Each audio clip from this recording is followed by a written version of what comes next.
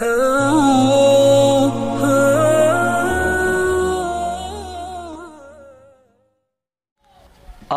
billahi minasy syaithanir rajim. Bismillahirrahmanirrahim. Assalamualaikum warahmatullahi wabarakatuh. Alhamdulillahilladzi ja'alal qalama lil kitabah wa ja'alal kitabah lil qiraah wa ja'alal qiraah lil ma'rifah wa ja'alal ma'rifah li ibadatillahi wahda. Asyhadu an la ilaha illallah wahdahu la syarikalah wa asyhadu anna Muhammadan abduhu wa rasuluh la nabiyya ba'dah, amma ba'du. Qala Allah ta'ala fil Qur'anil Karim, a'udzu billahi minasy syaithanir rajim. Bismillahirrahmanirrahim. Kullu nafsin za'iqatul maut. Wa qala Allah ta'ala fil Qur'anil Karim aidan, a'udzu billahi minasy syaithanir rajim. Bismillahirrahmanirrahim. Ya ayyuhalladzina amanu tubu ilallahi taubatan nasuha. Pemirsa yang saya hormati, yang pertama, marilah kita bersyukur kepada Allah Subhanahu wa taala. Karena Allah Subhanahu wa taala telah memberikan kita begitu banyak nikmat, baik nikmat yang kecil maupun nikmat yang besar, dengan mengucapkan alhamdulillahirabbil alamin. Yang kedua kalinya, tak lupa pula dengan Nabi besar Muhammad sallallahu alaihi wasallam yang telah membawa kita dari zaman zahiliyah sampai zaman yang kita nikmati sekarang ini, dengan mengucapkan Allahumma salli ala sayyidina Muhammad wa ala ali sayyidina Muhammad. Suatu ketika Rasulullah sallallahu alaihi wasallam berkumpul dengan sahabat dan ia berkata, "Aku melihat ada telaga di sini dan kalian akan minum di situ nantinya." Seketika itu Rasulullah sallallahu alaihi wasallam menaiki mimbar dan berkata, "Aku melihat ada telaga di sini, telaga Haud," kata Rasulullah sallallahu alaihi wasallam, "dan kalian akan minum nanti di sini." Kemudian sahabat berkata kepada Rasulullah sallallahu alaihi wasallam, "Siapa yang akan minum di situ ya Rasulullah?" Rasulullah sallallahu alaihi wasallam menjawab, "Ikhwani, ikhwani, ikhwani, saudaraku, saudaraku, saudaraku." Kemudian sahabat bertanya lagi kepada Rasulullah, "Apakah kami itu ya Rasulullah?" Rasulullah sallallahu alaihi wasallam menjawab, "La, antum ashabi, antum ashabi. Kalian itu sahabatku, kalian itu sahabatku." Kemudian sahabat bertanya lagi kepada Rasulullah, "Jadi siapa yang minum di situ ya Rasulullah?" Kemudian Rasulullah menjawab, "Ikhwani, ikhwani, amanu bi walam yarawni." Saudaraku, saudaraku, mereka beriman kepadaku tetapi mereka tidak pernah melihatku. Semoga kita dimaksud oleh Rasulullah sallallahu alaihi wasallam. Engkau akan melihat umat Nabi Muhammad sallallahu alaihi wasallam itu tegas atas segala sesuatu yang menyimpang dan saling tolong menolong sesamanya.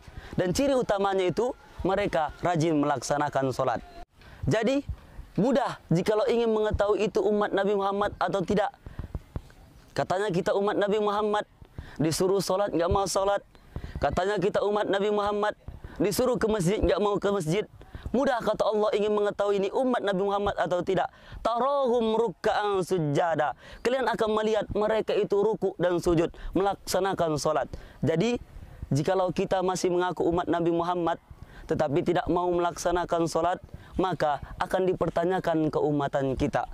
Hadirin pemirsa yang saya hormati, adapun ceramah yang dapat saya sampaikan pada kesempatan yang berbahagia ini ialah mari bertobat sebelum terlambat. Hidup di dunia ini hanya sementara. Jikalau kematian menjemput seseorang, dia harus rela berpisah dengan dunia dan seisinya. Dan itu pasti terjadi. Sebagaimana Allah Subhanahu wa taala berfirman, "Kullu nafsin za'iqatul maut." Setiap yang bernyawa pasti akan merasakan mati. Dan Allah Subhanahu wa taala menyuruh kita untuk bertaubat sebelum Allah Subhanahu wa taala mencabut nyawa kita, sebelum ada terjadinya penyesalan di akhir hayat kita. Sebagaimana Allah Subhanahu wa taala berfirman, "Ya ayyuhalladzina amanu tubu ilallahi taubatan nasuha." Wahai orang-orang yang beriman, tobatlah kepada Allah dengan sebaik-baiknya tobat. Kita berlomba dengan kematian, kita berlomba dengan maut, Kita tidak tahu kapan kita akan mati. Oleh sebab itu, bermohonlah kepada Allah Subhanahu wa Ta'ala untuk selalu mempertahankan keimanan kita, untuk selalu meningkatkan ketakwaan kita sebelum Allah Subhanahu wa Ta'ala nanti mencabut nyawa kita. Mari kita buka lembaran baru kehidupan kita ini. Tidak ada manusia yang sempurna. Kita bukan malaikat. Kita pernah melakukan kesalahan. Tadi kita salah, kemarin kita salah. Kullu bani Adam khata'. Seluruh anak cucu Adam itu pernah melakukan kesalahan. Jadi kita bisa merubahnya. Jikalau kita bisa memilih yang baik, kenapa harus kita mempertahankan yang buruk? Dan jikalau kita tidak mampu berlomba dengan orang yang soleh untuk meningkatkan ketakwaan, maka berlombalah dengan pendosa untuk bertaubat kepada Allah Subhanahu wa Ta'ala. Pemirsa yang saya hormati, sampai masanya Allah Subhanahu wa Ta'ala ingin mencabut nyawa kita. 70 kali malaikat ingin mencabut nyawa kita.